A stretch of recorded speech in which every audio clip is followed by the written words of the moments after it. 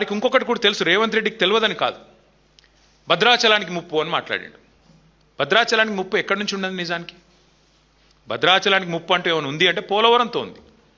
Polavaram height పెంచితే, అందుకే కదా మా ఖమ్మం జిల్లాలోని 5 మండలాలు 7 మండలాలు తీసుకొని పోయి బలవంతంగా కలిపింది బీజేపీ ఆంధ్రాలో.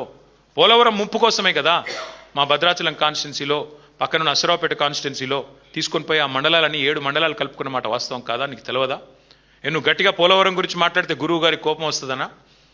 ఎక్కడి నుంచి ఉంది ముప్పు నిజానికి భద్రాచలానికి? ముప్పు అంటూ ఉంటే ఇవాళ భద్రాచలానికి అది ఖచ్చితంగా పోలవరం హైట్తోనే ఉంది తప్ప ఇంకో దాంతో లేదు. అందుకే మా హరీష్ రావు గారు భద్రాచలం పోలవరం అథారిటీకి ఫిర్యాదు చేస్తే కేంద్రం స్పందించి, ఎందుకంటే భద్రాచలం మునుగుతుందేమో ఈ హైట్తో అని చెప్పి ఫిర్యాదు చేస్తే కేంద్రం స్పందించి సర్వేలకు టీంలు పంపింది. ఇవాళ విచిత్రం ఏంటంటే ఏ రాష్ట్ర ముఖ్యమంత్రి అయినా తన ప్రయోజనాల కోసం, తన రాష్ట్ర ప్రయోజనాల కోసం గట్టిగా మాట్లాడతాడు. ఆంధ్రప్రదేశ్ ముఖ్యమంత్రి ఆంధ్రప్రదేశ్ ప్రయోజనాల కోసం కొట్లాడతాడు. తెలంగాణ ముఖ్యమంత్రి తెలంగాణ ప్రజల ప్రయోజనాల కోసం కొట్లాడాల. కానీ ఈ మాట అనకూడదు, కానీ అంటున్నా తప్పట్లేదు. ఈ దరిద్రుడు మాత్రం సొంత రాష్ట్ర ప్రాజెక్టుల గురించే సొంత గడ్డకే ప్రమాదం అని వాదిస్తూ ఉన్నాడు. అది కూడా తెలిసి, తెలవక కాదు, తెలివి తక్కువతనం కాదు, అతి తెలివి. ప్రజల్ని మభ్యపెట్టొచ్చు, ఎన్ని రకాలుగా అయినా ఇష్టం వచ్చినట్టు మాట్లాడొచ్చు అని చెప్పి ఇవాళ మాట్లాడుతూ ఉన్నాడు. నేను ఆయన మాట్లాడిన తర్వాత చూసిన వాళ్ళందరికీ అర్థమైంది, రైతులకు కూడా అర్థమైంది. ఆయన ఏమంటున్నాడు? పరిజ్ఞానం ఉందా? తాటి చెట్టు అంత పెరిగింది హరీష్ రావు, ఏమన్నా పరిజ్ఞానం ఉందా అని మాట్లాడుతుండు.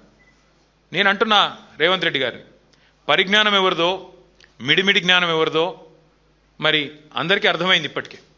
మీకు ఇప్పటికైనా కనీసం ఇప్పటికైనా జ్ఞానం తెచ్చుకోండి. దయచేసి దేవుళ్ళను కూడా మీ నీచ రాజకీయాల కోసం వాడుకునే సంస్కృతి బంద్ చేయండి.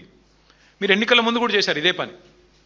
పార్లమెంట్ ఎన్నికల ముందు ఇదే భద్రాచలం పోయి రాముల వారి మీద ఆనా అన్నావు, రుణమాఫీ చేస్తా అన్నావు. యాదాద్రి లక్ష్మీ నరసింహస్వామి మీద ఆనా అన్నావు, రుణమాఫీ చేస్తా అన్నావు. కనబడ్డ దేవుళ్ళందరి మీద ఒట్టు పెట్టినావు. ఇవాళ ఆ దేవుళ్ళే తలలు పట్టుకుని కూర్చునే పరిస్థితి వచ్చింది. వీడెక్కడ దొరికిండ్రా మాకు అని. అట్లాంటి పరిస్థితి ఇవాళ ఉంది. అంటే ఇవాళ మేడిగడ్డతో రాముడు మునిగిపోతాడు అంటే ఆ రాముడు కూడా కోపం వస్తుంది. రేవంత్ రెడ్డి గారు దయచేసి ఒళ్ళు దగ్గర పెట్టుకొని ఉండు. శ్రీరాముడు గురించి మాట్లాడేటప్పుడు, దేవుడి గురించి మాట్లాడేటప్పుడు అబద్ధాలు చెప్తే మరి తప్పకుండా నీకే నష్టం జరుగుతుంది, గుర్తుపెట్టుకో అని చెప్పి కూడా నేను గుర్తు చేస్తా ఉన్నా.